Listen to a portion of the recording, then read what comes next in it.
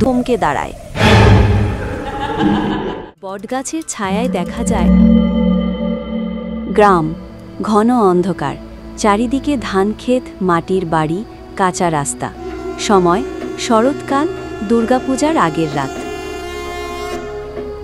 গ্রামের মাঝখানে পাকা বটগাছের নিচে কাক ডাকছে।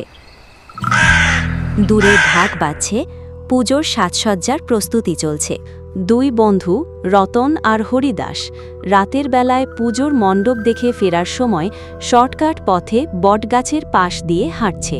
শুনলি হরি, এই গাছটার নাকি ভূত আছে, পুজোর রাতে নাকি জেগে ওঠে। আরও বলিস না, পুজোর রাতেই ভূত উঠবে নাকি?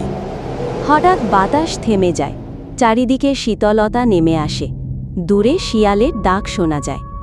বটগাছের গোড়া থেকে ফিসফিস আওয়াজ আসে। তারা থমকে দাঁড়ায়। একটা সাদা পুতুলের মতো মেয়ে, শাড়ি পরা, খালি পায়ে, মুখ ঢাকা চুলে। সে মৃদু গলায় বলে, আমাকে পুজো দাও, নইলে বিপদ হবে। রতন ভয় পেয়ে দৌড় দেয়, কিন্তু হরিদাস পেছনে থেকে যায়। হরিদাস কাপা গলায় জিজ্ঞেস করে, তুমি কে? শুনুন তবে, আমি ক্ষুধার্ত আত্মা। এই পুজোর প্রণাম পেতেন, কিন্তু 1 বছর আগেই মারা গেছি।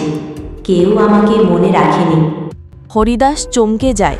ও বুঝতে পারে এটা গ্রামের পাশের মৃত মেয়ে কুন্তলা, যে দুর্ঘটনায় আগুনে পুড়ে মারা গিয়েছিল। ভয়ঙ্কর হাওয়া বইতে থাকে। পুতুলের মতো মেয়েটি হঠাৎ অদৃশ্য হয়ে যায়। পরদিন পুজোর সকালে গ্রামে হইচই পড়ে।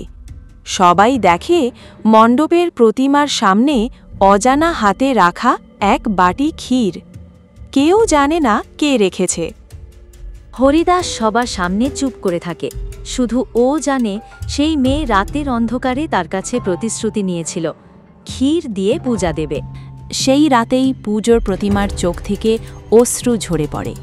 সবাই বিস্ময়ে অবাক হয়। গ্রাম জুড়ে বিশ্বাস জন্মায়, অপূজিত আত্মাকেও মা দুর্গা আশ্রয় দিয়েছেন।